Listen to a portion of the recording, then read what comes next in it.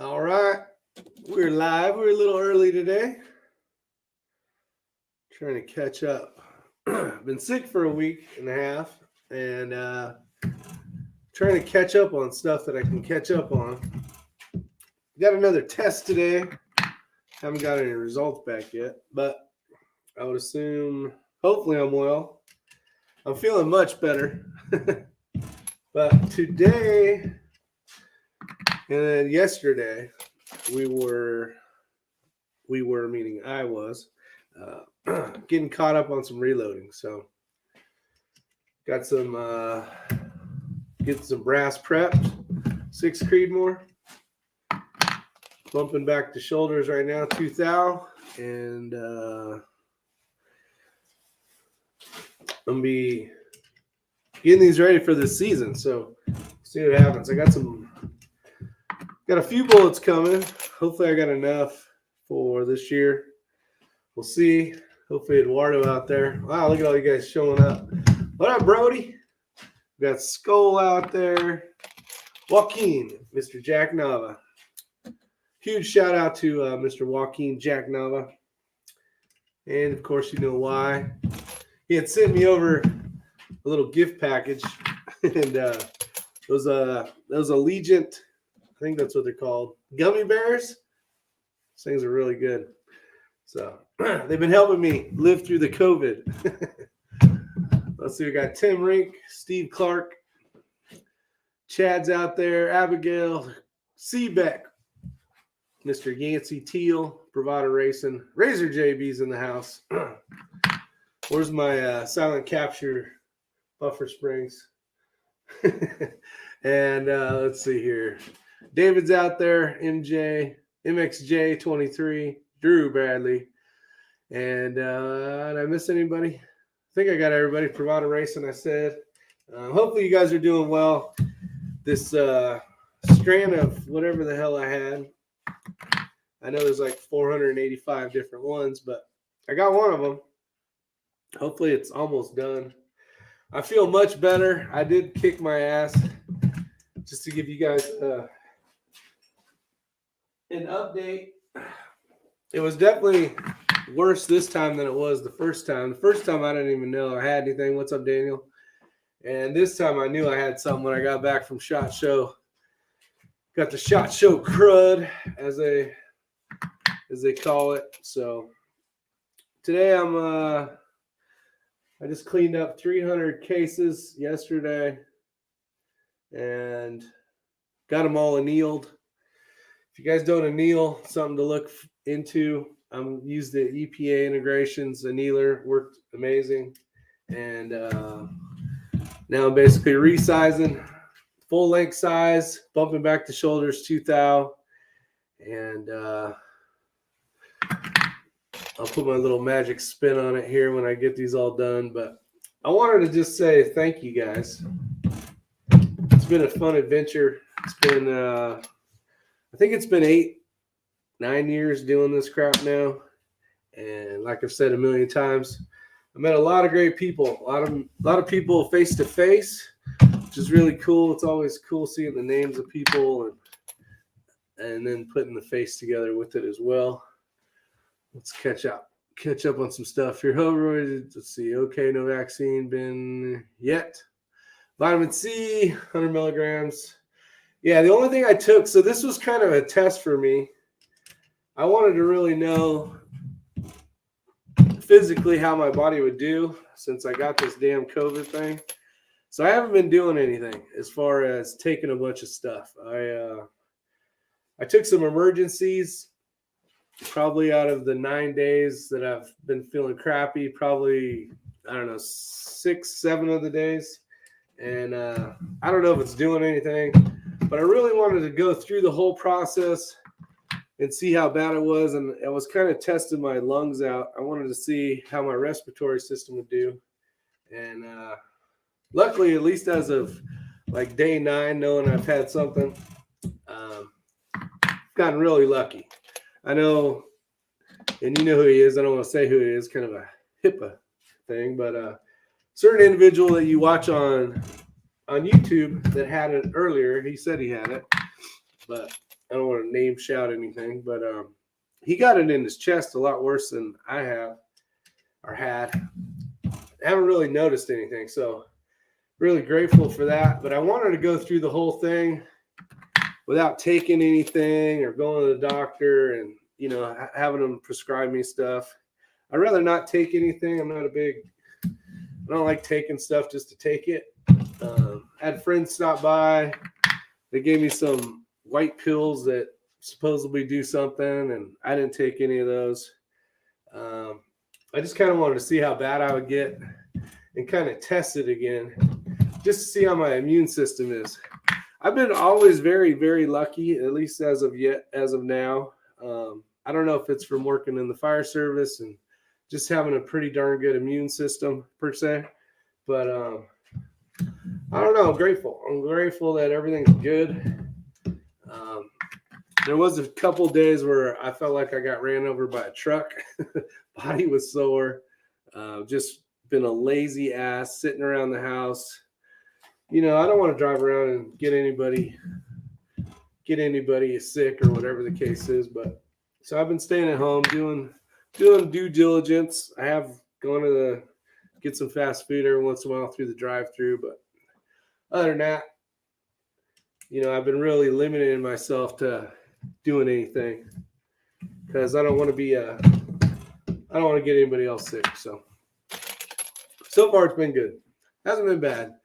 Let's see. I've not been around for a bit. What are you loading these days? I'm loading 6 Creedmoor. I got some D-Tacs. Actually, Ortiz sent me an open box that he had, so I'll have some more. But I got a box down here. I don't think I'm gonna have enough for the full season of shooting, but I do have hopefully some Burger 105s on the way, and that'll help.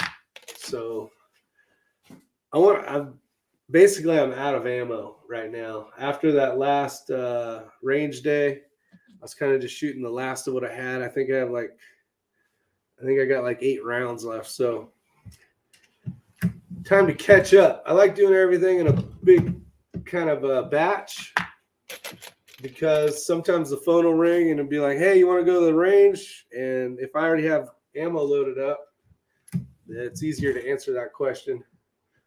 What's up, Dick Hedges? And, you know, if you don't have any ammo, you can't just, I don't know if you guys know about reloading. Reloading sucks. Reloading is no fun. Shooting is a much better sport than the sport of reloading. Reloading is for the birds. And big country's out there. What's up, big country? But unfortunately, this is the stuff we got to go through, especially right now. Trying to find anything is a pain in the ass. If you guys are looking for, you know, well, the big country's out there. 6 PRC, and you have all the stuff, then it's okay. But if you're looking for components, pretty much damn near anything. Matt P, unfortunately, decided since his baby's showing up this week, hopefully, that, and congratulate Matt P, by the way. He's got a new baby coming. But he's going to take up reloading, which is a really good idea if it wasn't 2022. But it'll be nice because when he's at home, you know, he'll have the ability to do some reloading while the baby's sleeping or whatever the case is. So it is a good thing to do. But right now, he's trying to find components for another cartridge of 6. And you can't find crap right now, unfortunately, unless you just you either bought it early. I see 4350 out there. Still doing the Shooter's World? No, I'm not. I have Shooter's World as like a zombie apocalypse backup. I think I have like, I don't know, 15 pounds of that stuff or 16 pounds of that stuff. Right now I'm using H4350. I'm not using the Shooter's World SW4350 until that runs out. I will tell you, we did some testing a while back, and that stuff you got to run a little more than you would normally run if you want to get the same speeds as H4350. Setting up, give you guys a little bit of let me grab this here. I'm running it at 40.8 grains is what I'm reload these to. Basically, I have a little cheat sheet over there that I've had ever since I got this caliber, and I just basically try to run the exact same thing. It's a good speed. It's not too fast. I don't remember what the speed is right offhand, but it works good. Yeah, like Sean D says, it's actually reloading's a good thing. It's okay. It's fun, but not when you're building 300, 400 rounds. But at some point, you have to redo it. You got to reload. So luckily, all the annealing's done. All the cleaning I did prior to that. So I'm going to go ahead and resize all these full length and bump the shoulders back 2 thou. But then I got to go over and basically do the in and out. And then you got to prime them. And then you got to drop powder. And then you got to put the bullet on there. Hey, just shoot 22s. Much better. This damn center fire stuff's just retarded. Shooter's World Precision is closer to Varget and H4350. Yeah, I learned that afterwards. There is Shooter's World, the precision powder actually supposedly is closer to Varget, like you're saying, but also this the speed. I know Eagle Eye was doing some testing with all that stuff. I gotta take this jacket out. It's freaking hot down here. But it's kind of a backup. When stuff was really available, and it wasn't even really available, it was just that there was some Shooter's World 4350. I picked it up because it was there. And, a lot of people, would be like, man, I wish I had Shooter's World 4350. Better than nothing, right? So it's kind of like buy stuff when you can. It's like all you guys that are shooting Varget. That stuff's like super tough to find. It was like H4350 was. And I don't know. H4350, I think, is still basically a pain in the ass to find. Skull's saying that it's kind of more like the IMR 4350. I haven't used any of that stuff, so I'm not sure. I know Kenny's doing a lot of stuff with Varget, but he's doing some stuff with Reloader 16, I think it is. And so people are kind of coming up with ways that, back in the day, we kind of just 4350 seemed to work for all the Creedmoor style stuff. And now people are figuring out other ways to do it. Yeah, Skull's saying a slower burn rate. Dun, dun, dun, dun. Have you seen the silver fox lately, Rick? I have not, David. Unfortunately, Mr. Silver Fox, I need to see him. I haven't seen him in a while. Miss that guy. It's been a while, though. Yeah, we've been between the last week or a couple weeks ago at SHOT Show and then a week of being sick. And really haven't seen the old Silver Fox. Kind of want to just jump on here, see how everybody's doing. Do a little earlier one. It's almost 8 o'clock. I figure I get some of this brass prep done, and then at some point I'm going to have to go get something to eat. Unfortunately. One thing, if you guys can see in the back here, this indoor dry fire training system. I actually was trying to put a video together for you guys. I don't know who's calling me. But I'm going to have to decline it. It's probably my answer to my COVID test. They can leave a message. But what's up, Hidden Steel, California? KB32. I had a chance to talk to KB yesterday. He just got over COVID as well. He seems to be doing good now. Ryan Rafferty's out there. Made it home with no SHOT Show crud. Sorry to hear. Good for you, Ryan. I tell you what, I did hear there's quite a few people that got something, whether it was cold or whatever the case was.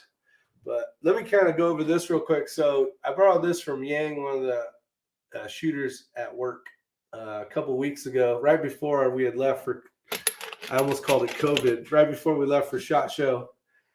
And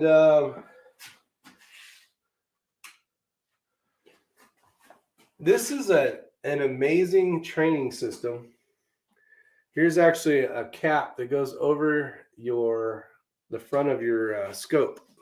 And what it does is it reverses the magnification backwards so you can actually be 12 feet away from this indoor shooting target thing. Now, if you guys have never seen these, you can go to, and I have no affiliation, I just borrowed it from a buddy. But I'm going to tell you about all the benefits that I've noticed just yesterday messing with it. It's actually an amazing thing. They have 3 different screens now, where before they only had one. This was the original one that they had, and it's set up as a PRS match, but it's set up in like a green wooded, like green grass and a green backdrop. They do make one if you are shoot a lot more in the desert. It's more of a dirt style backdrop. They got all the same targets, arrays, and all that kind of stuff. And then they also have one, it's American Hunter one, I think is what it's called. And it's got, elk and coyotes and deer and all sorts of crap that you would normally shoot, to give you an idea. But what's really neat about it is behind me, you're going to see this ladder here. It's actually a raised ladder, matter of fact. But we've talked a billion times about shooting positions. And if you can practice and utilize your bags, I'm using a Schmedium here, heavy fill, but I got my Armageddon, my big ass bag down here. Kind of show you guys here. I guess the camera needs to be over here more. But really getting used to your gear and understanding how you would use it from this height, to like this height and so on along your body, is a huge benefit when you actually go to the match. A lot of people will, after they go from the standing height, come down, they have their elbow free floating. And if you want to really get that position kind of like solid, it's so much better running a rear bag. But what's nice about it is I can sit here like I did last night at 1 a.m. because I couldn't sleep because I had slept all damn day. I had the ability to shoot dry fire wise at these targets. So these targets, this right here is the same range as this one, and the one down here. They're 4 pictures of the same thing. It's got pictures here of what the sizes are of these targets and how big they look inside your scope. So you got everything from 1 MOA up to 3 MOA. But it's got like a know your limit target. It's got all sorts of stuff.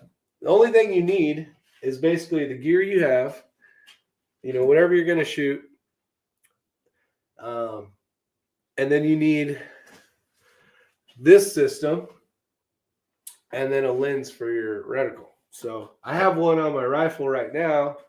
And since I'm live, I can't show it. But there's one on there that's taped on there to fit my,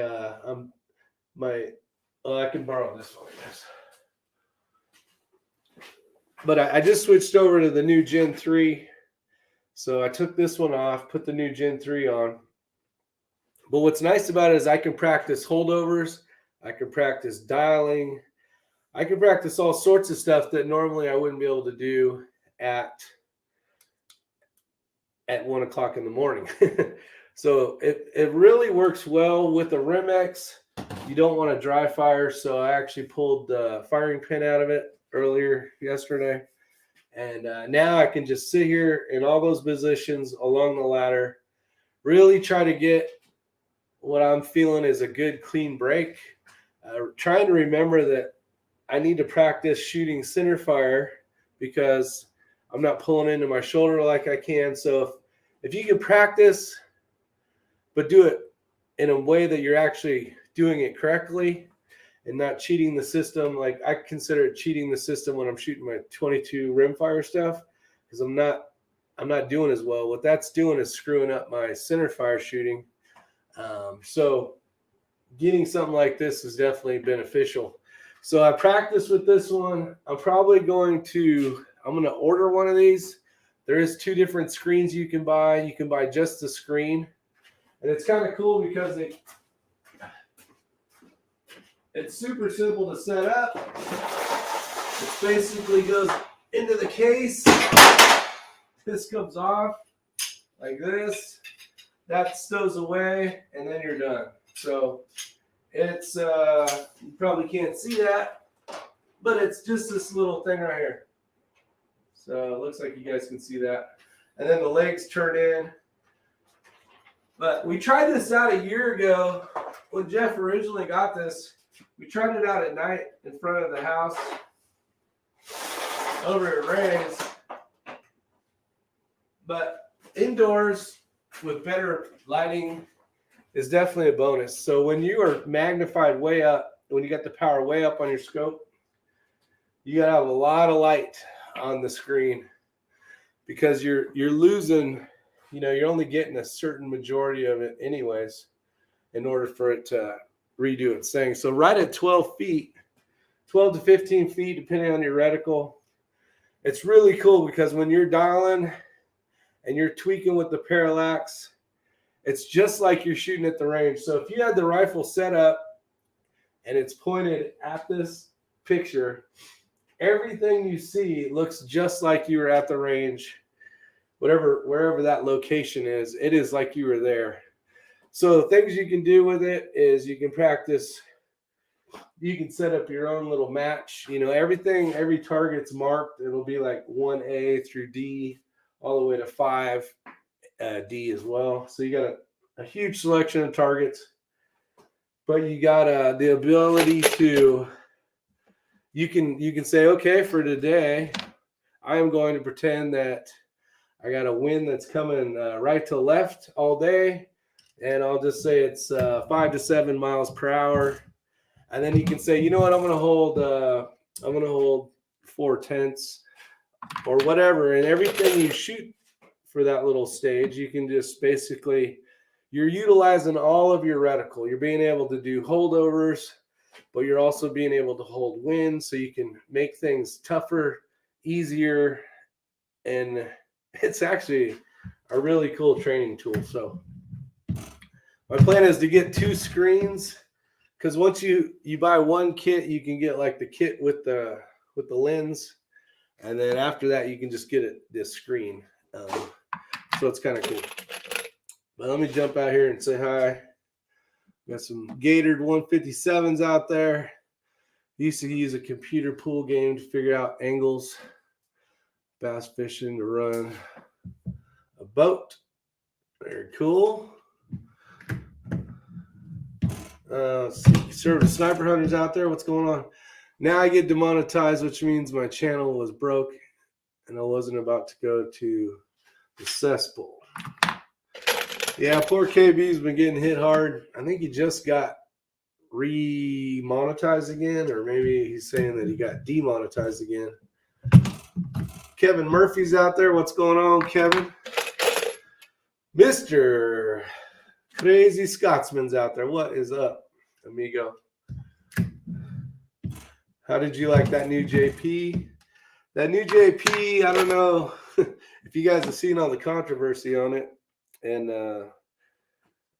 I guess you could call it controversy. But JP's, John Paul, I actually met him before at one of the competition dynamic matches. Actually, we were at his range, is where they hold one in New Mexico. And he's a really cool dude. And he makes really nice rifles. But for some reason, that one did not perform as well as you were hoping for. We got Christopher out there. What's going on? So they actually reached out to the person that made that video, and you guys know who that is, I would assume. And them being an awesome company, they actually had said to send it back in and they'll take a look at it. But before they did that, a certain individual, he actually did, I think, 25 more groups, which is a lot. And for some reason, that one just wasn't shooting like it should. So it is getting sent back. We got SoFlo. What's going on, SoFlo? South Florida Impact. If you guys don't know, that's Eduardo. He helps Dick Hedges run those matches down in Florida. Really nice guy. Had a chance to meet him. Let's see. Sell me on Microtech, and do you suggest sell me in a Microtech, and do you suggest support anyone specific when I buy one?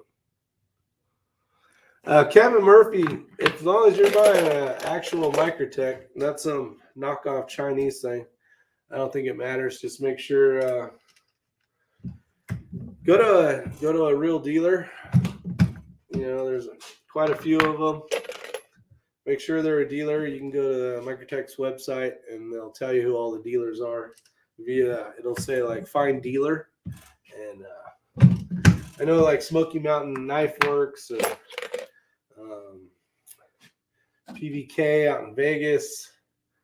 There was a lot of people that wanted to buy knives that day at the SHOT Show, and I'm like, you guys realize one of our biggest dealers is within 10-minute walk of where we're located right now. So there was a few people that came back and said, look what I picked up.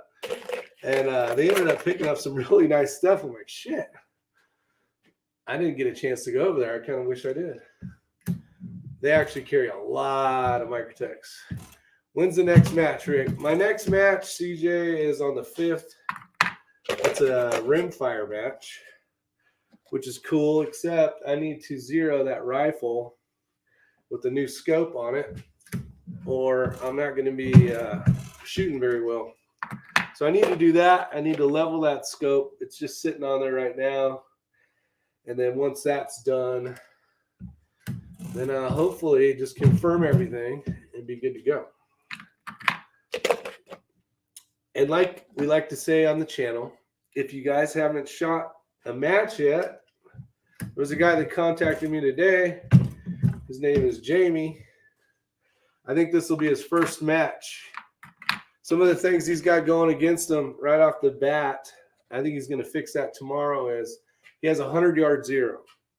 He has a 100-yard zero, and he's running an MOA scope. So people trying to help him, especially with the first match, is going to be a pain in the ass, because stuff's going to be a little different. You know, I'm going to be holding mills along with probably 99.9% of all the shooters. And he's going to have to be figuring out what his MOA is going to be. He does have stray lock, so that'll definitely help. But it's going to be it's probably going to be a tough match for him, which, you know, the first one's always going to suck anyways. It won't suck. It'll be a lot of fun, but you'll learn a lot. You'll be like, man, I wish I knew more about this. Let's see. I'm picking up one of the DFAT Gen 2s this weekend. The plan is to dry fire until I don't suck anymore. Guys, dry firing, you're always going to hear people saying that dry firing is good. Dry firing is actually a very good, especially if you're in an area like this place was up until, I don't know, I still got snow on the ground. But basically think of a place where there's a lot of snow. Maybe you don't want to go outside.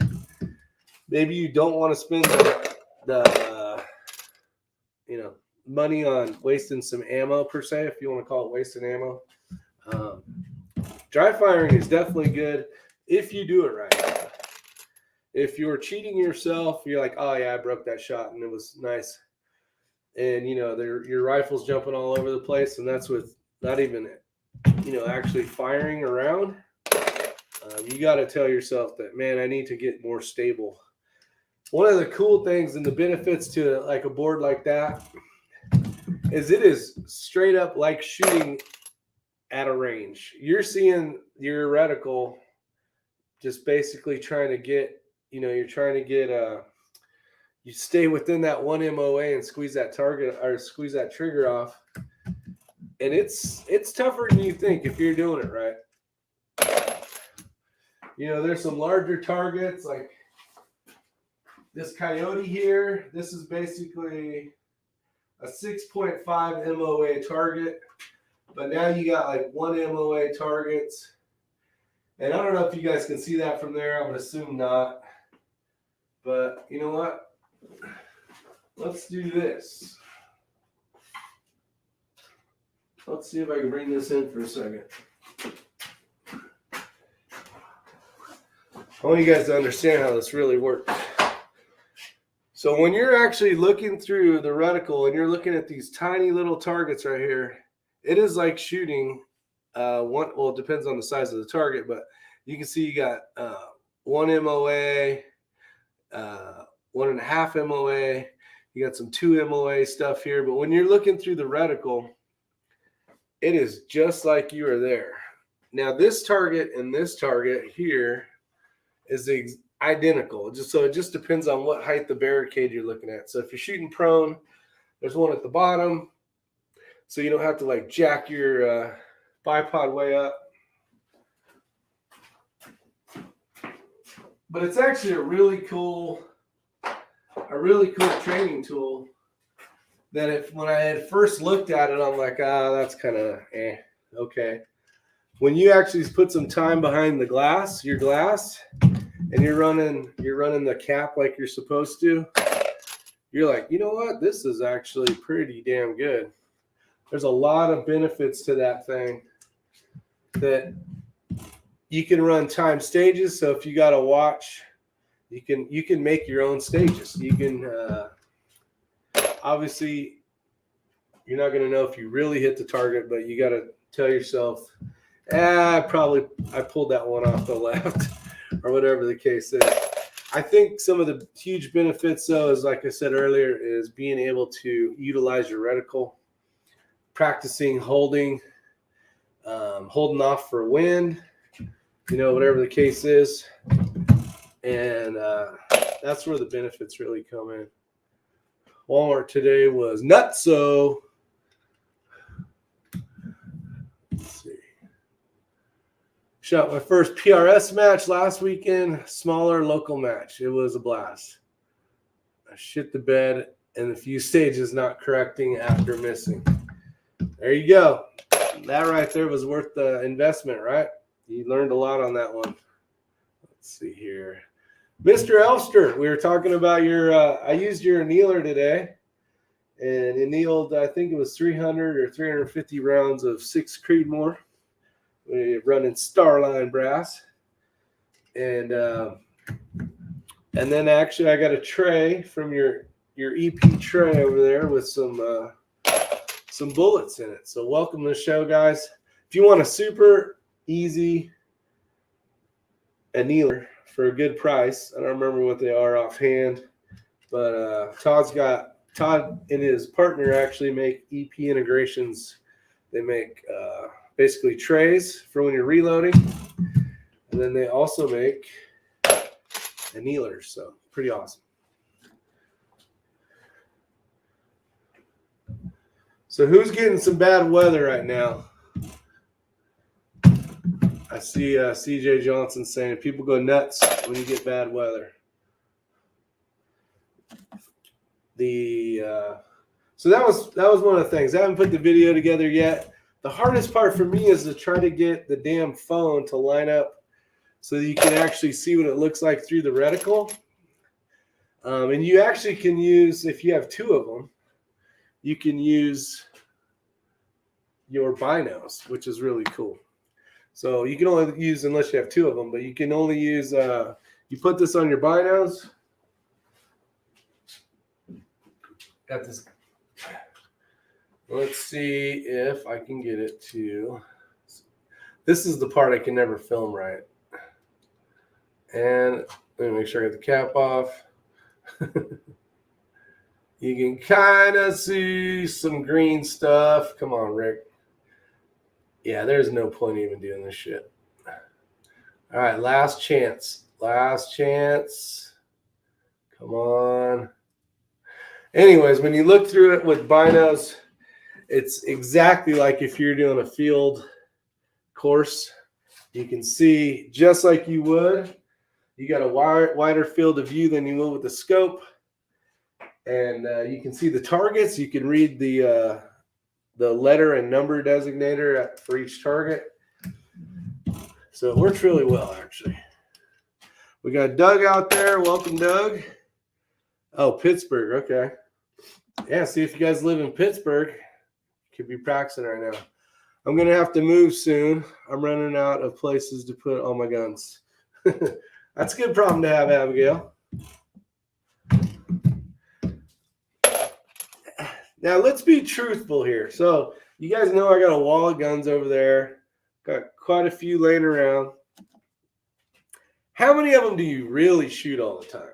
Like, I know I go to like 3 different style matches. So I got my 3-gun stuff. So I shoot my pistol, my rifle, and my shotgun. And then I shoot a 22, my Rimex, and then I shoot Skittles basically, and sometimes the Tika. Other than that, half of that shit over there, I haven't shot in who knows how long. I actually ran a bore scope down about 6 of the barrels last night. I guess when you've got COVID and you're bored out of your mind because you've been stuck at home for basically a week and a half, and you start doing stupid shit. Like checking all your barrel bores, right? Let's see, we got Bullet Speeds out there. Welcome to the show. Let's see, send them to Abigail. Dennis is out there saying, call for rain tomorrow night in New York. Yeah, I don't know. I tell you what, it's been getting cold here at night. We were down the other day. I got like a weather station. Tells you the rain and all that stuff. And unfortunately, it alarms and tells me that it's below freezing, which happens all the time right now because it's wintertime, but it drives my ass nuts because sometimes it does it at 10 o'clock, which is fine. And sometimes it does it at 3 o'clock in the morning. Wakes my ass up. I'm sure there's a way to shut it up, but I haven't figured it out yet. But it is, it's nice to know what kind of, how much rain you've got for the year, how much snowfall, all that kind of stuff. So it's pretty cool. Just spotted your live. Can't stop. It's too late. Say hi. What's up, English Rifleman? Let's see here. 1, the PRS 22. Best value for time and ammo cost. I gotta say, that is a fact. Best way to get into any shooting that's been for hundreds of years is the 22 rimfire stuff. The cost of ammo is definitely cheaper than making all this junk. Way more time efficient. All you got to do is buy ammo, go shoot. Now, it is nice to be able to make your own ammo because it's expensive, but man, it's 22 is the way to go, guys and gals. It'll make you a better rifle shooter, I think, as long as you do it right and you're not cheating yourself, kind of like I have been. Let's see. Definitely near bedtime. What up, Waddy? Let's see here. I'll do the gun wall, but I'm renting once I get a homestead set up. Yeah, I tell you what, the benefit of that gun wall is actually it's amazing. I will say the best way to store the rifles, because you have options. You can't really see it, but I got rifles this way and I got them this way, horizontal and vertical. Having them stacked up this way, basically vertical, takes up a lot less room. When you're running them the other way, you lose a lot of wall quickly. So if you got a bunch of rifles, it's better to run them standing up on the buttstock. It'll save you a lot of space. You can have a lot more rifles that way.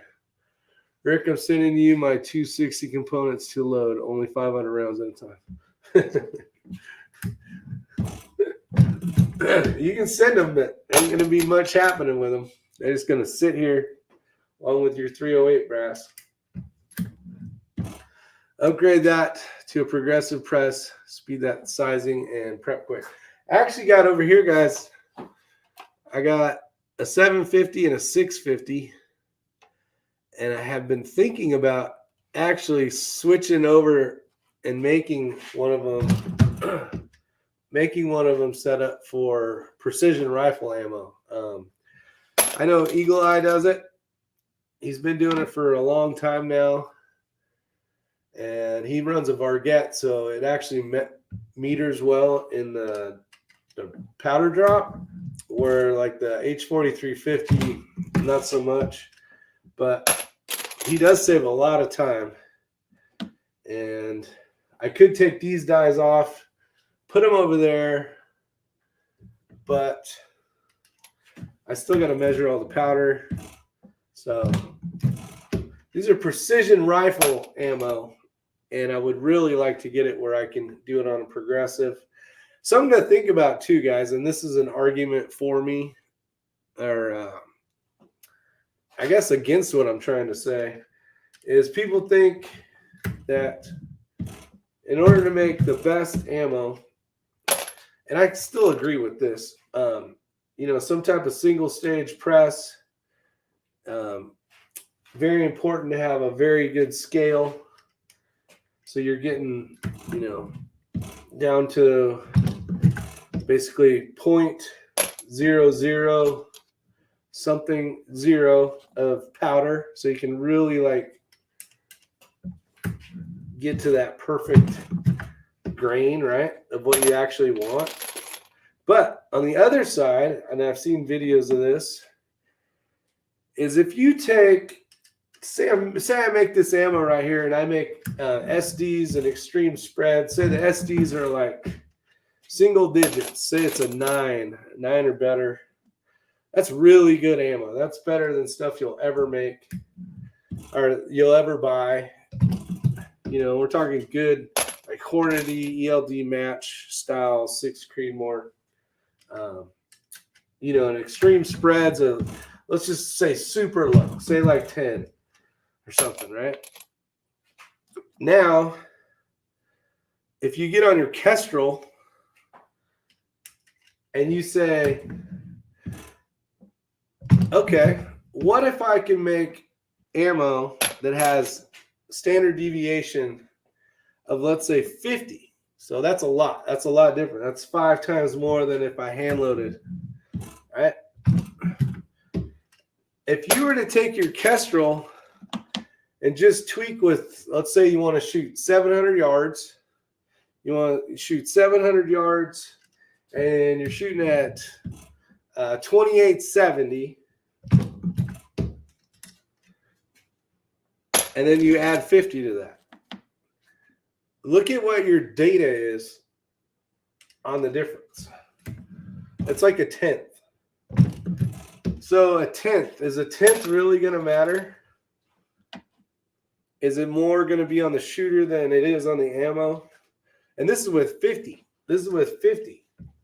So I'm hoping that all this stuff obviously has a standard deviation of way better than that in extreme spread. But if you were to take it where you had a 50, if you had a 50 feet per second difference and you type that all into the Kestrel, you're not even going to notice really.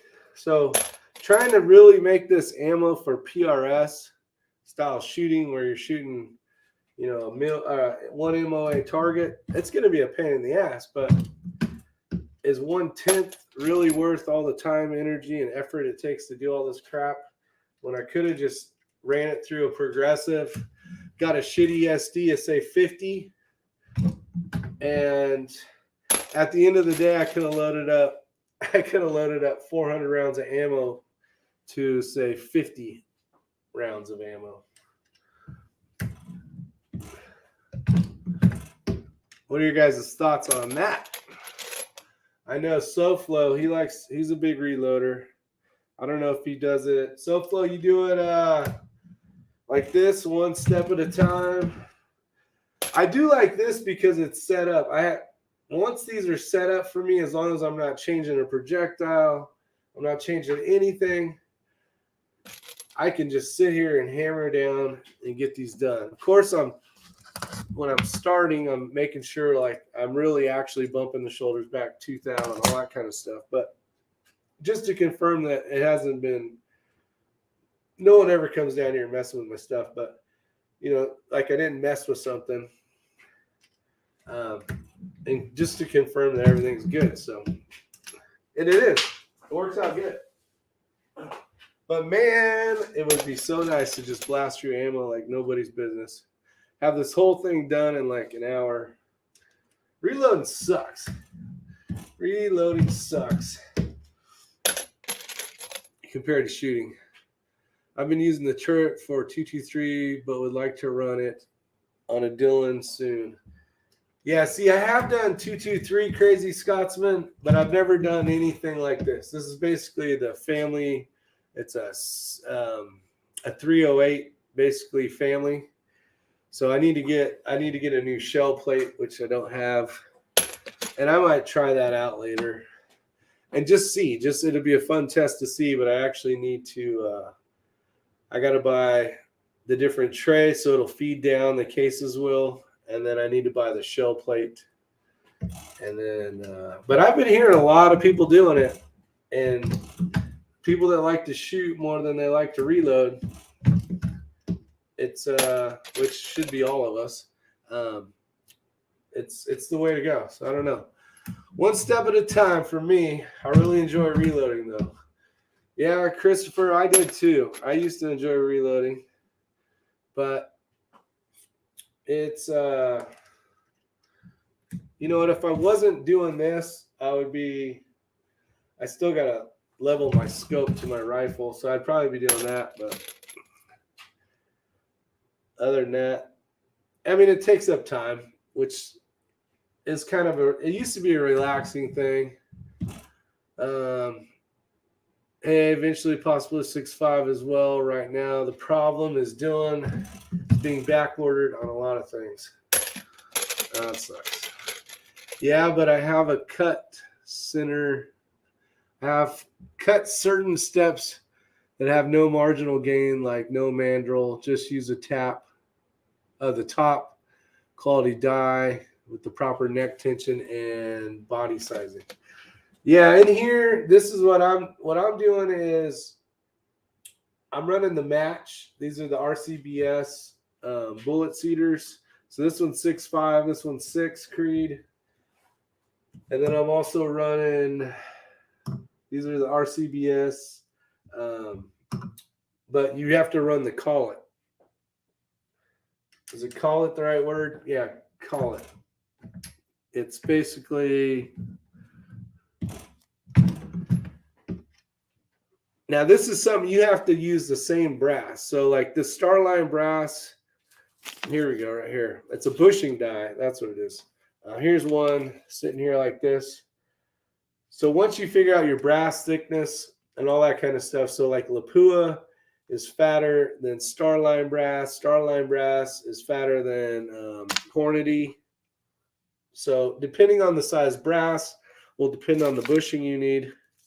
Once you figure out the bushing, or if you have all the same brass, and that's kind of one of the benefits. So like when I first got the 6 Creedmoor, I bought, I think it was 500 rounds or 200. That had to be more than 250. So probably 500 cases. And then I was able to run bushings because the neck thickness is basically the same. So you know that if you're annealing, which is really something you want to do so that it expands the life of your brass, especially since brass isn't cheap. But it also gives me the same neck tension every time. So one bullet's not tighter than the other, hopefully, if you do everything right. And that's where it helps you get your accuracy. So kind of like SoFlo was saying, there is ways to skip certain things.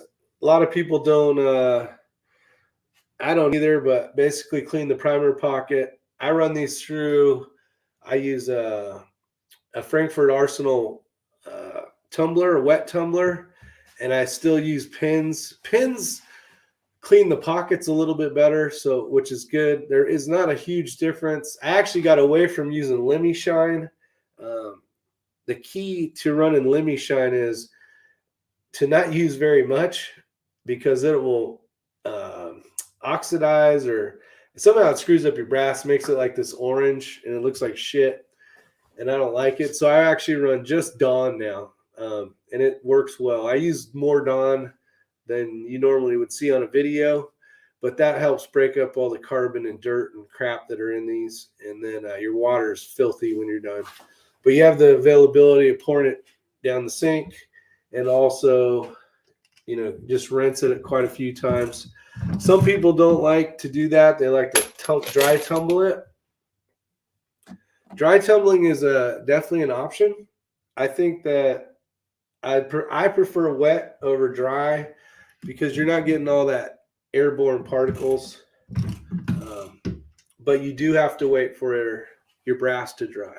Now, I do have brass dryers, and those are made by Frankfurt Arsenal as well. I have 2 of those, and it basically looks like a dehydrator. And did I already switch this one? Yeah. But it dries the brass, and you're good to go. So, and this is kind of why I do it in bigger batches, because once I'm done, you know, it'll just be whenever I go to the range now, I can shoot. I won't have to be like, oh, I got to make 50 rounds, or I got to make 100 rounds. I'd rather just get it all done, or at least try to get it all done. We got Bald the Builder out there. What's going on? I don't use Lemmy Shine. I use lemon juice and lots of Dawn. Yeah, Lemmy Shine works well if you are in an area where you got super hard water. It'll help penetrate. But if you tumble these too long, it'll turn. I'm sure you guys out there will know. It turns it like this crazy bright orange, and it looks like ass. And I don't like brass to look like ass. I feel like I'm rapping right now. Let's see, we got Brad 74 says Gavin did some tests with UR about how precise the different presses were, single stage versus progressive, and the difference was about a thou of an inch. The Dylan 450, 550, and I actually watched that video. It's pretty good. He has a lot of different presses, which is pretty amazing. See, I ditched the pins and got stainless Southern Shine Media for a wet tumbler. No pins stuck in the case mouth of 6 millimeter and 6.5 millimeter. Yeah, I haven't had any issues. So after this comes out of the thing, which is a pain in the ass, I know Todd, which is Elster's Rifle and Reloading, I do have to shake these all out to confirm that the pins, the steel pins, fall out. Because if not, well, I decap anyways first before I wash, because I want the pockets to be clean. But sometimes people won't, and when they go to decap, which is basically just pushing the primer out the back, they'll find that piece of stainless media, and they'll break off the tip, just the tip. They'll break off the basically the decapping pin that comes down through your thing. So this is actually a universal. This one here is a universal decap, so I can throw any size in it, anything with a primer, basically. That's rifle cartridge. I'm not going to do it for pistol because I do all that with the 650. I haven't even used the 750 yet. That was actually a Voodoo trade. I traded a Voodoo for one of those. I actually got another one over here I got to get rid of. I'm running Remex now, ladies and gentlemen. Let's see. Don't laugh. Serious response only. How much is a Pioneer Arms AK-47 worth? I have no idea. I'm sure Abigail or someone out there would know. I listed my Sega 7.62 gun broker for 18. California pays premium for that stuff now. Let's see.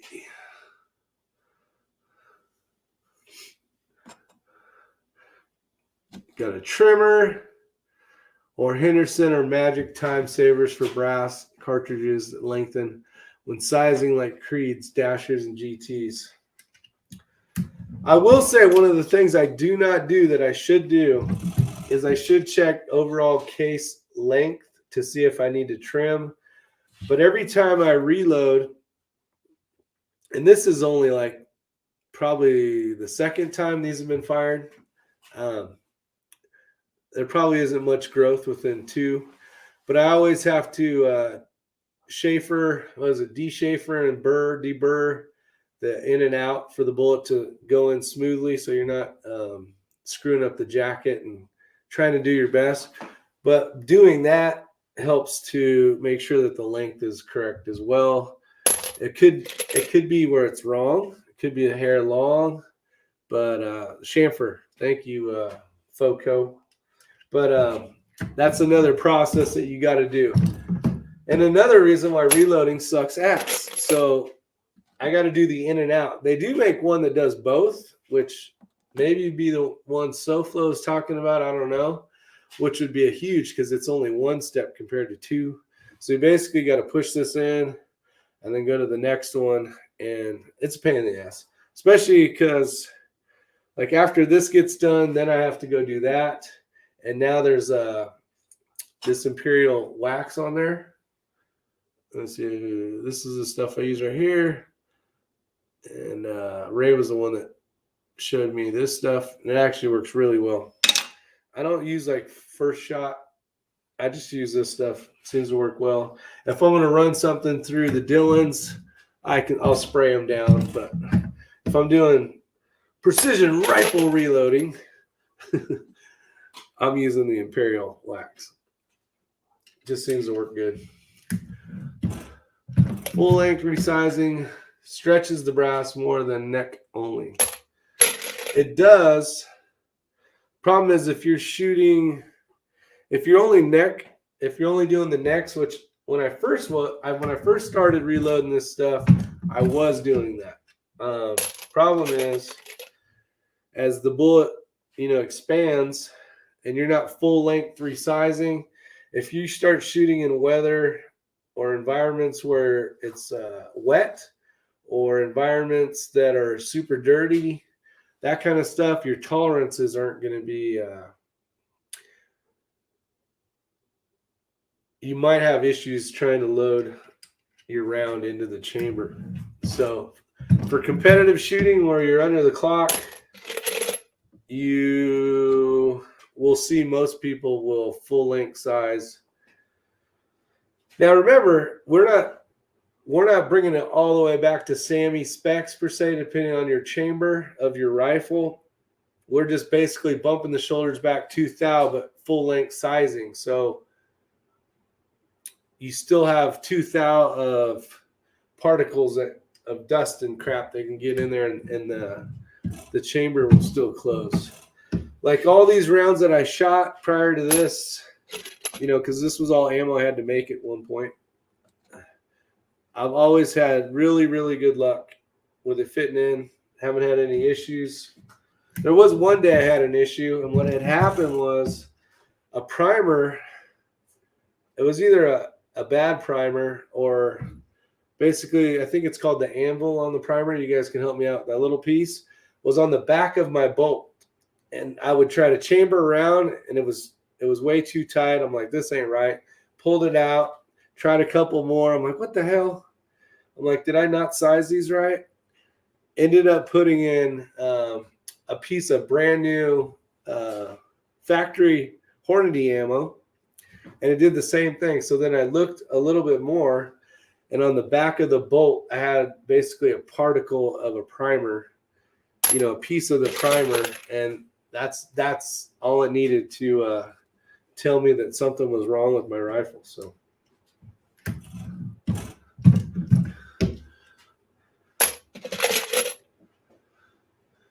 I have a Staff Yugoslavia. I paid $1,800 for on Gun Broker.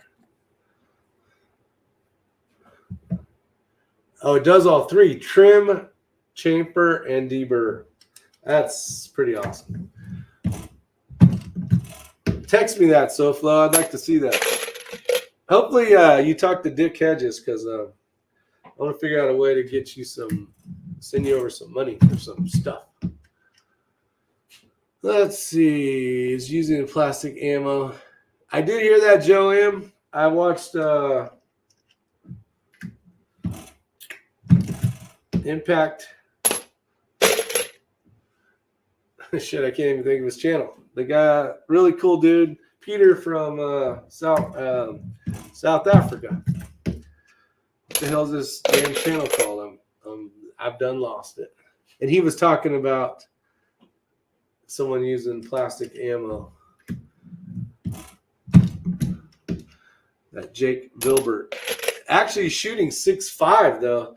If you guys don't know, one of the top shooters, he is shooting, if this is the same guy, is shooting plastic ammo, like Joe M had said, but he's actually running 6.5 Creedmoor again. So reason for that is he can use it for everything. So he's going to use it for his NRL Hunter Series stuff, shooting, his NRL PRS style shooting. So some would think, man, that's crazy, right? But at the end of the day, what's up, Chris Birch?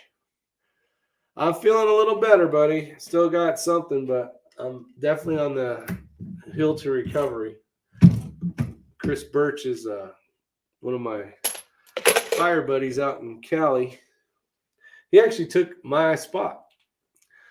He took my spot. B3, baby. That's it. B3. Let's see here. Your shoulder gonna hurt. A full length size of 375 Ruger without trimming the ammo. Did not chamber it. Needed to be trimmed. Yeah, there is that problem for sure, especially with neck. You know, something with a shoulder to it. They do like to grow when you fire them. So far, we're good. At this point, it doesn't matter. I can still check and I can still do all the things I need to do as far as if it's too long. But I don't think I'm going to have a problem because this is just fire of one. Or no, two. This is the second time this brass has been shot. And I got 400 rounds of brand new Lapua. But I'm going to have to change the collar, basically the bushing out, because it will be thicker. And unfortunately, trying to find shit right now for that is tough to find. So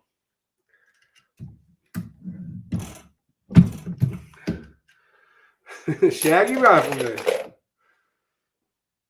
Man, we've almost gone through 200 rounds. See how slow this is?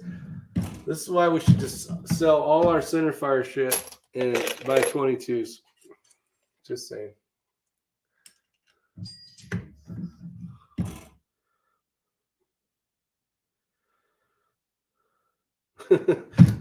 Joaquin, you're out of control. Joaquin just sent me he sent me money. He says he's eating quesadillas. Go get something to eat. Killing me, Smalls. Thanks, Joaquin. Oh man, it's unfortunate when everybody knows your Venmo stuff.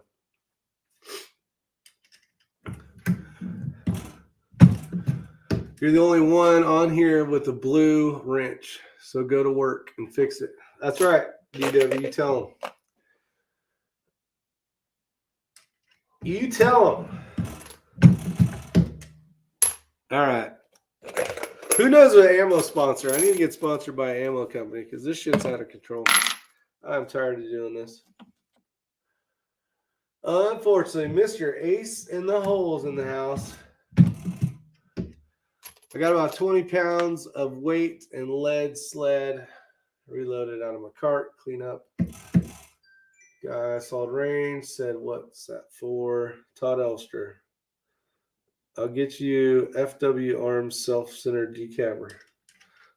Hell yeah, buddy. Thanks, Todd.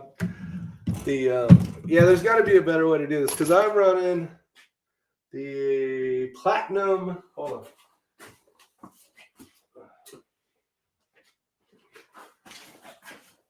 I'm running this guy. I've been running for a few years now. So this is actually, oh, here's the name over here. Dun, dun, dun. Come on. Case trimmer, platinum. It actually works really well. You trim it, trim the length here, and then deburr. You can clean the pockets and chamfer. But I don't like doing the, unless you can tell they're really dirty. But the primer pockets usually get clean if you're running a media. So I got 3 more to do. I got 50 over there that I'm not going to do because I'm getting tired of doing this shit. Surprised Uniray don't already have an ammo sponsor. I do not have an ammo sponsor. I sure wish I did, though. I sure wish I did. What's up, Mr. Willard? Willard, you're shooting Saturday, aren't you, buddy? Hopefully old Willard's shooting.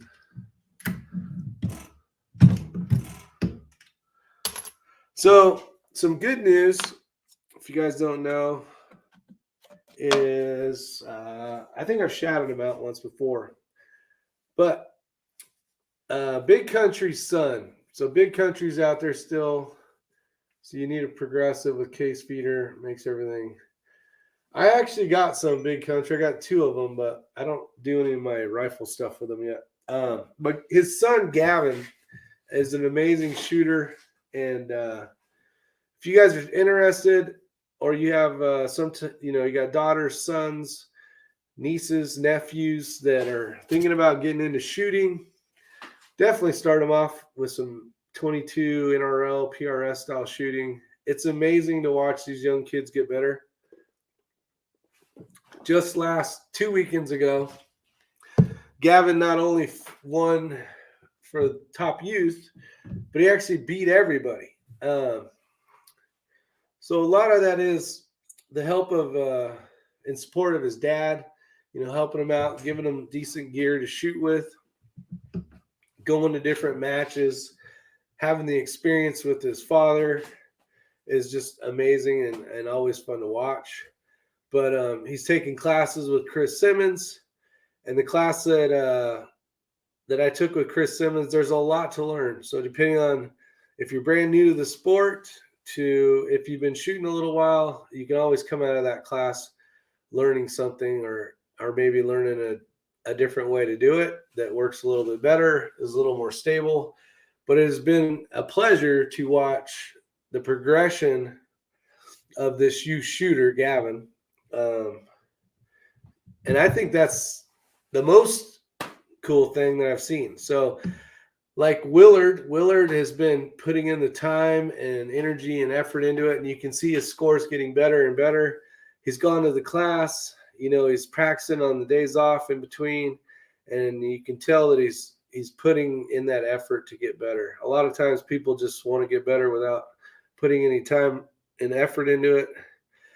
And it's something that you lose, guys. So if you haven't shot in a couple months, you will not shoot as good as you did 2 months ago. Or if you're transitioning from one sport to another, that's where I think we have issues, is going from 3-gun to, this ruck style matches to team sniper matches, and then you're shooting 22 and back and forth. And that doesn't help you get any better. But not only I like to be just okay at everything, I'd rather be, than just one sport. I feel to be a better, more rounded shooter, just not the best, right? Just decent, especially in 3-guns. Like, you kind of suck, Rick. Yeah, I suck, but I have a good time doing it. But it's fun. But yeah, so it's fun to watch these guys, especially the youth shooters. So huge shout out to Gavin for kicking ass, taking names, and beating all us old people. And that was cool to have I wasn't there, but to watch, to hear about. And then, because I've seen him, he's come up here for matches with his dad. We've gone down to Florida, shot with them there. We went to nationals in Texas. So it's been a really cool experience watching him grow. So hopefully soon enough, one of these days, he'll be some sponsored shooter somewhere. And he's actually getting into center fire, which is really cool. So him and his dad will be shooting some center fire matches as well. So I'm excited about that. Let's see. The only problem I have is going to snow, and all my friends move away and went 1,400 miles south Bass Tour ride along with bad, get seasick and car sick. Let's see. They say if you don't use it, you lose it. But what about naturals like me? I think there is some of that proud Babylonian. There's some. Why are you guys blowing up my phone? There is a lot of natural talent that you see out there. But for those of us that don't have natural talent, that means we have to practice 3 times as hard. Let's see. Got tool cart clean and organized. Now I have to empty the drawer for wrenches and more space. Willard says, but it's fun as hell. That's right. It is fun as hell. It is a lot of fun. Tyler Orse out there. Depth is off. I can shoot with a patch. Oh, depth is off, but I can shoot with a patch. That's right. Gator's got a eye patch. Even natural talent can be sharpened. Yeah. What's better, though? Having luck or natural talent? Don't they say I'd rather have luck any day of the week? And dulls if you leave it laying in the dirt. Get another 3 months of food storage. How are you guys doing? I saw some YouTube video. I think it was Southern Prepper 1. He put some video out about how he can't find anything at the stores. I've been sick and haven't really even cared to go to the stores. I had some food, obviously, some frozen stuff that I've been defrosting and making. So, because I don't want to go into town for the most part. But you guys finding the stores are all back to normal? What up, Mr. Eagle Eye Shooting? How's that going around the world? You guys noticing any of that stuff? Luck every time, Tyler Orr says. Yeah. Man, how lucky would you be if you had natural talent and luck? I know an individual we say has a golden horseshoe up his butt, and I've seen it happen. He's quite a lucky guy. So there's definitely something to luck and luck. Let's see. I watch Chris when he's shooting, and he reeks natural talent. But at the same time, his work ethic of training is awesome. Yeah. He's it's amazing to watch him shoot for sure. Let's see. Plenty of deer, beer, elk, beer in the fridge. There you go, Design Hunter. And Val, why only half the ceiling is drywall? Because over there, I haven't got to yet. But if you want to come over and finish this is what I'm reading the comments off of right now. And after it flooded down here, I just lost the love of trying to get this thing all done. If you guys are newer to the channel, I did a whole thing and put in all this flooring and had all my workbenches and stuff, and it was looking bitching, like super bitching, and then I had a flood, and then I had to rip out all the flooring, and now I got concrete floors again, which ain't a big deal, but I don't know. I lost the love of trying to get this place all dialed in. What's up, Orion Fixer? Haven't seen that name in a while. Let's see. So that's part of the reason. So, and I got the stuff that I drywalled hasn't been sanded. It I haven't done shit down here. Basically, I'm just waiting for it to I don't know. Once it's finished, then then it's finished. Then what do I do? I'm a retired guy for the most part. I gotta have something to do. I'm putting it on the back burner because I don't want to do it yet. Rifle Mania. I shot with Chris at the Northeast Regional PRS Finals this past fall. Great pal you have there. Really enjoyed talking and shooting with him. The man is focused. Yeah, Rifle Mania. He is definitely focused. And you got to listen to the most North Carolinian twang accent this part of the Mississippi, let me tell you. If you were on city water, best thing I ever did was install a city water pressure backup. So no, I got the room where I keep most of the ammo is as a well pump there. I guess the well pump's not there, but the pressure part is there. So no, I'm on my own well. Go get some dinner. What else? Now, be honest, Rick. We all know you've been too focused on rimfire. #still dick. And ain't got time to reload. Yeah. No, you're 1,000% right, Shaggy Rifleman. I enjoy 22 rimfire for many reasons. One, you can shoot all day and not have to wear ear pro. Two, you can communicate with your friends while someone's shooting the match. Three, you don't have to reload. Four, you can buy ammo in bulk. Once you find that lot number that works magical, you say, I want a shit ton of ammo. They send you a shit ton of ammo and a massive bill. And then you're good for like 2 seasons. So I don't have to worry about doing any of that. What else? What are other benefits of shooting a 22? Did I say you don't have to reload yet? 22s are a blast. They are a blast. It's amazing how far out you can shoot a 22. I think people they don't understand how impressive the new 22s are out. Oh, I got a Bagara coming finally. I got the email finally. So I had won a Bagara at a match. Actually, it was Ben Blevins' match out in Tennessee. Tennessee? Yeah, Tennessee. I think it was Tennessee. And had won a certificate for a barreled action. So I got that coming. Probably be here in a week or so.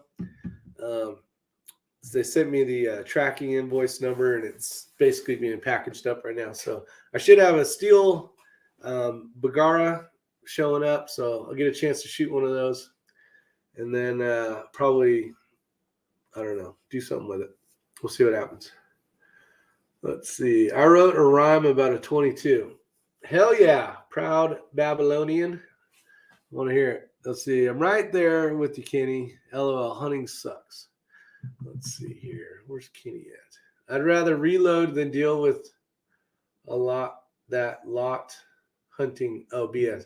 No. I would lot hunt all day long. Because once you get it down, it is done. It is like a little bit of work goes a long way. That's what you do. That's another thing, too. So the guy I was talking to earlier that's shooting his first match this Saturday at VOD, Virtue of Defense, located in Old Fort, North Carolina. This will be, I believe, his first match. And I said, did you have a chance to lot test any ammo? And he does have some ammo that shoots really good.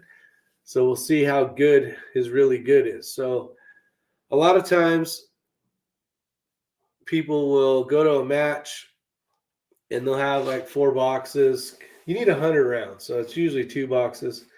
But for the most part, they'll have some extra stuff. Sometimes it won't be the same lot. There's a lot of drastic differences in two of the boxes that look exactly the same minus the numbers on the side, there's a massive difference. So if you're going to shoot a match, spend the time to figure out good ammo. Another thing that's crazy too is you'll see on some of the forums for 22 rimfire stuff, they'll show like a hole at 50 yards. Like, yeah, this rifle shoots really good. It does at 50 yards, but what is it doing at 100 yards? And what is it doing at 300 yards? So that's the tough thing. You really got to, they shoot these lots of ammo and they're like, this rifle shoots so amazing. And at 50 yards, it does. Or they'll do some weird distance. I shot this rifle at 35 yards and it shot really good. And I don't ever say anything because I'm like, that's awesome. Like, I'm glad your rifle shoots that good at that yardage. But do the same thing and then double the distance. So, like, if it shoots really good at 50 yards, how good does it shoot at 100 yards? And then do that with another lot of ammo and do it at 200 yards or 150 and 200 and kind of see what ammo works the best. And you may go, man, this ammo doesn't shoot as good as I thought it did. So that's kind of the part where people aren't going. They're testing lots of ammo at 50 yards. But if they're shooting the NRL PRS style stuff, you want to get a variety of distances and see what you're getting for groups for sure. Let's see. Environmental change and the great lot turns into average lot. Very true. It depends on the ammo, and that can be a pain in the ass as well.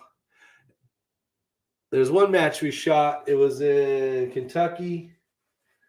Was it Kentucky? Tennessee.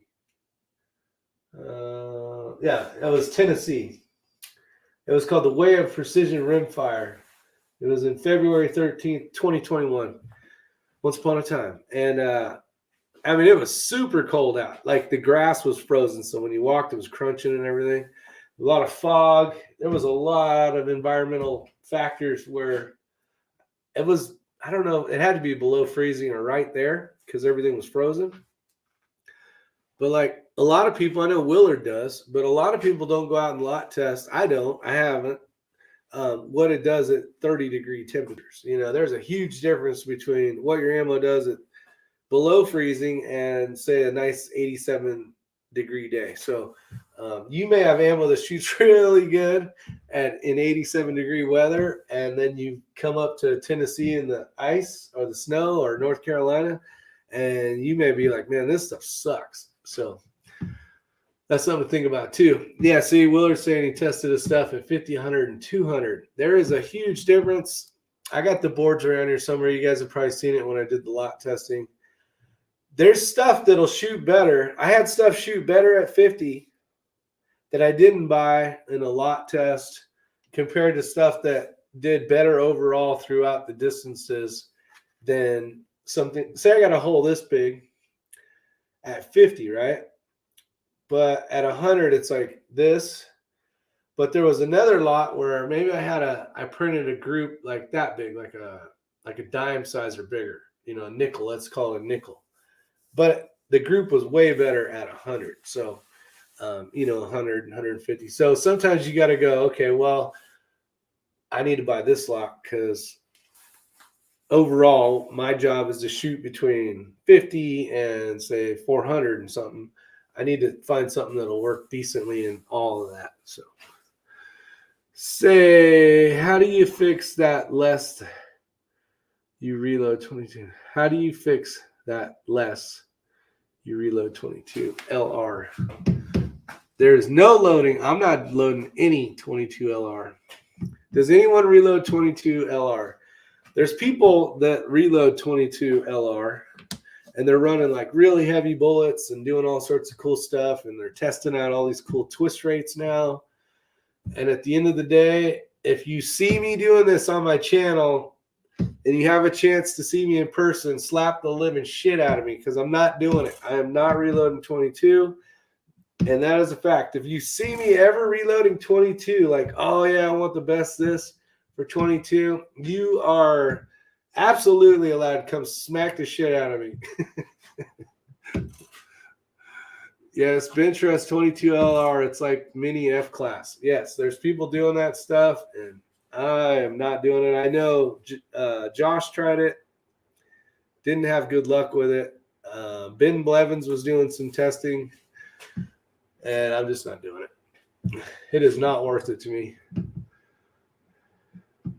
22 Hornet. What? Nope, you won't see me loading that stuff either. Let's see.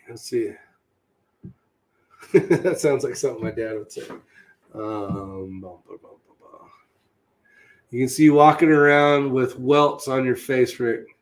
Hey, if that's what it takes, because I am not reloading 22. I've said it many times now on the channel. I'm not doing it.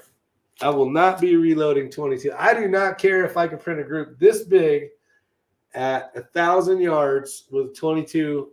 It is not worth it to me. Not doing it. The end. Josh did that, I think, and he said, nope. Yeah, no, it's they make such amazing rifles now with amazing ammo. You know, your Lapuas, your Elys, other stuff, SKs, which are basically the same, but there is no damn reason to do it. Now, 22 250 Gator and 157, that's reloading. That's legit. I'm talking about a 22 rimfire or centerfire. No, rimfire. If you see me loading 22 rimfire stuff, trying to make that super accurate crap, just smack the heck out of me. Is reloading your mags for the next stage. That's right. Southern Florida Impacts says it the best. The only reloading allowed is reloading your mags. Let's see. The cost doesn't justify reloading either. May as well just shoot center fire at that point. Yeah. Agree. See, Agent Gibbs would agree with you, Abby. All right. How long have we been yapping? We're at an hour and a half. Cool. Now I can go eat. And it's 8:55. Oh, yeah. Rick's supposed to start his chat at 9 o'clock. So this is my chat for the day. I've been feeling better. That's the most important part. I feel like $50. I don't feel like $1 million, but I feel like $50. $50 is better than no bucks, because the other day, that was tough. It was tough. Fought through it, though. Other stuff on the channel. Hopefully I'll get you guys out a video on this. This is actually very impressive. If you guys are thinking about practicing in your basement or in your house, you only need 12 feet. You need some type of barricades or whatever you guys want to use.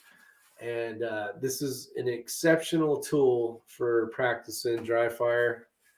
So definitely don't overlook this if you're interested in doing some dry fire training. And I saw a new name out there. Adventure and Obscurity. He said he will stop drinking sweet tea before he reloads. Oh, hell no. Yeah, I'll stop drinking sweet tea before I reload. What the hell? Got a bug in here. Huh! Here you go. Let's see here. And what else is out there? Hopefully you guys had fun. Maybe NCIS was lit. Let's see. Practice in the range. I use 22 LR to get practice at the range. Yeah, you can. You'd be amazed. $50 is better than $1. That's right, Scotsman. But this is something if you guys, obviously these guys, this company doesn't even know I have this thing. I borrowed it from a buddy and actually am going to order one. But for under $200, you get the caps for your scope. You get the whole thing. You pick which screen you want. There's like 3 different ones.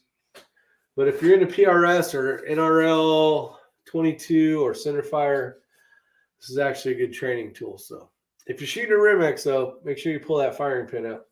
You don't want to shoot a 22. You will damage the barrel. Great to see you up and running, feeling better. I appreciate it, Otter. Thank you for the guys out there. Y'all stay safe. And Skull. All right, other than that, that's it. Hopefully you guys enjoyed. If you get a chance, hit the thumbs up button. What else? That's it. You guys have a safe day. Don't get COVID because it sucks. And stay warm. A lot of the states are cold right now. Even in Florida, it's cold right now. All right. Ladies and gentlemen, boys and girls of all ages, it has been my pleasure to hang out with you guys. We will see you soon. And stay safe. God bless. See you on the next one.